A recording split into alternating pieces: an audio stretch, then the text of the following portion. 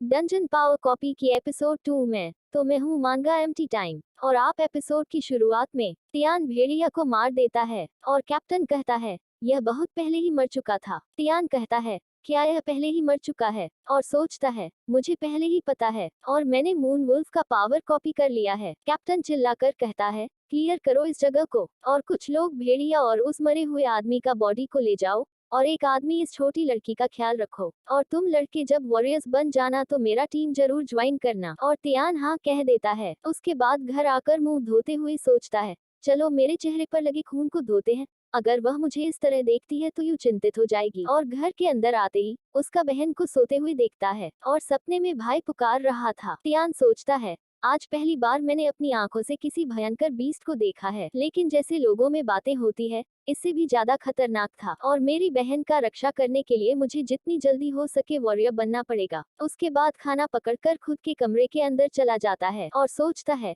क्या एक मॉन्स्टर का टैलेंट इंसान के साथ मर्ज हो सकती है और इससे मर्ज करने की कोशिश किया तो शायद उस दौरान मैं मर भी सकता हूँ, लेकिन मुझे उन लोगों की रक्षा करने के लिए मजबूत बनने की जरूरत है जो मेरे लिए महत्वपूर्ण है, तो मुझे बस इस दर्द को सहना होगा। और कॉपी करना स्टार्ट कर देता है। उसके बाद दर्द के मारे घुटनों के बल आ जाता है और सोचता है मुझे ऐसा महसूस हो रही थी कि मेरे हड्डियां टूटकर बिखर रही है, लेकिन उसी दौरान पैर हाथ सब कुछ ज़ोंबी की तरह मोड़ने लगता है और यह सब देखकर सोचता है क्या टैलेंट कॉपी नहीं हुआ और बेहोश हो जाता है। उसके बाद सुबह हो जाती है। तियान जाग जाता है और शौक होते हुए कहता है क्या हुआ, लेकिन मेरे सभी बॉडी तो सही सलामत है। और किक मार कर कहता है यह तो बॉडी हल्का लग रहा है और सिस्टम ओपन होती है। उसी के साथ लिखा आता है तुम्हारा लेवल मीडियम और तुम्हारा स्पीड बहुत बढ़ चुका है। और सिंस शिफ्ट होता है अकेडमी के बाहर के जंगल में। तियान अपना स्पीड चेक कर रहा था और एक चट्टान से कूदकर नीचे ग्राउंड में कुल तरीके से एंट्री करता है और उसके सामने एक पत्ता गिर रहा था। फुल स्पीड में जाकर उसको पकड़कर क्रश कर देता है और कहता है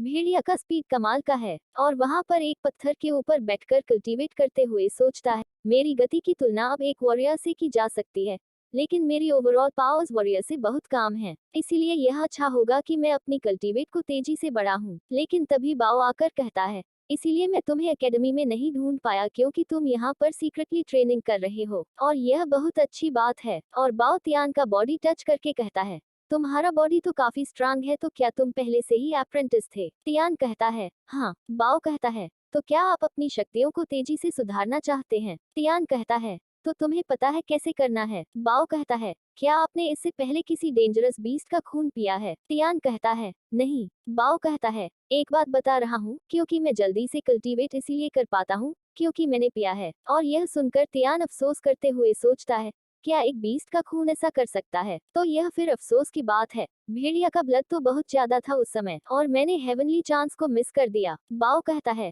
मेरे पास एक बीस्ट का खून पाने का एक तरीका है, क्या आप इसे आजमाना चाहते हैं? तियान कहता है क्या है वह मुझे बताओ। बाओ कहता है सी फ्रंट बेस के अथॉरिटीज ने शहर के बाहर एक वाइल्ड एरिया खोल दिया है फिफ्थ अकेडमी की ट्रायल्स के लिए, और उस ट्रायल्स का प्राइज है फियर्स बीस्ट ब्लड। तियान कहता है उस वाइल्ड एरिया का लेवल क्या है? बाओ कहता है लो लेवल, और वहां के सभी बीस्ट को मार दिया गया है और केवल एक फियर्स बीस्ट का वंशज बचा है जिसका नाम सेवेज बीस्ट। तियान कहता है यह तो बुरा नहीं है, तो फिर एक ट्राई करना चाहिए। बाओ कहता है हाँ, मैं भी यही कह रहा हूँ, मेरी टीम में शामिल हो और एक साथ फियर्स बीस्ट को हराएंगे। और तियान मुंह बनाकर कहता है तुम्हारी टीम में शामिल हूँ। बाओ कहता है तुम ऐसे मुंह बनाकर क्यों बोल रहे हो, और मैंने आपको केवल इसलिए बताया क्योंकि आप मेरे अच्छे दोस्त हैं। तियान कहता है माफ करना, मैं आपके साथ अगली बार टीम बनाऊंगा। बाओ दुखी होते हुए कहता है मैंने सोचा तुम मेरे करीब हो, लेकिन तुम तो हृदयहीन हो। और हे, मेरे लिए रुको, हम एक ही टीम में नहीं हो सकते हैं लेकिन हम अभी भी दोस्त हैं। और तियान सोचता है टीम में कोई भी मेरा पावर को पहचान लेगा, अगर मेरी टैलेंट का पर्दाफाश हो गया तो यह एक डिजास्टर होगी, इसीलिए अकेले रहना बेहतर है। और बीस्ट का खून किसी भी हालत में मुझे चाहिए, उसके बाद मैं तो वॉरियर बन ही जाऊंगा। और एक महीने बाद फिफ्थ अकेडमी की ऑफिस के अंदर टीचर कहता है यदि आपको परीक्षण नोटिस प्राप्त नहीं हुआ है तो साइन अप करने का प्रयास न करें और यह बातें किसी को भी मत बताएं। और यह सभी बातें तियान को कह रहा था और तियान हैरान होते हुए कहता है टीचर, मैं अब एक वॉरियर हूँ तो मेरे पास साइन अप करने का अधिकार है। टीचर स्माइल करके कहता है मैंने सोचा था कि मैं आप लोगों को कुछ और दिन जीने दूंगा, तो फिर जाओ और मरो। और फ्रॉम तियान के मुंह में मार देता है। इसका मतलब जो टेस्ट होगा उसमें मरने का खतरा है, इसीलिए टीचर चुने हुए कुछ को टेस्ट लेने देंगे, इसीलिए वह फोरम होता है लाइफ एंड डेथ कॉन्ट्रैक्ट का। और टीचर कहता है तो फिर ठीक है, आप भेज जाना चाहते हैं तो इस कॉन्ट्रैक्ट पर साइन करें। लेकिन तियान डेट कॉन्ट्रैक्ट को देखने के बावजूद कहता है अच्छा ऐसा है क्या। और यह सुनकर टीचर गुस्से में कहता है मैं फिर से कह रहा हूँ अगर तुम मरना नहीं चाहते तो जाना मत। लेकिन तियान सिर्फ आंखों में गुस्सा दिखाती है और ऑफिस से निकल जाता है। लेकिन ऑफिस के अंदर टीचर कहता है क्या तुमने सोचा कि यह ट्रेनिंग सिर्फ तुम जैसे गरीबों के लिए आयोजित किया गया है मूर्ख। और दूसरी तरफ यू सोकर उठ जाती है और कहता है भाई उठ जाओ। लेकिन जब किचन की तरफ जाता है तो देख पाती है सब कुछ तैयार है खाना। यह देखकर कहता है क्या दिन आ रहे हैं, आजकल भैया खाना बना रहे हैं। और वहाँ पर एक लिफाफा तियान छोड़कर गया था और उसमें लिखा था अकादमी में एक एक्टिविटी है, इसीलिए मैं 3 दिन बाद वापस आऊंगा। और यह पढ़कर यू सोचता है मैं बस यही उम्मीद करूं कि यह ज्यादा खतरनाक ना हो। और सिंस शिफ्ट होता है टूर्नामेंट वाली जगह में सभी स्टूडेंट आ जाते हैं और तियान कहता है बहुत सारे लोग हैं। बाओ कहता है हाँ सभी एकेडमी से लोग आए हैं।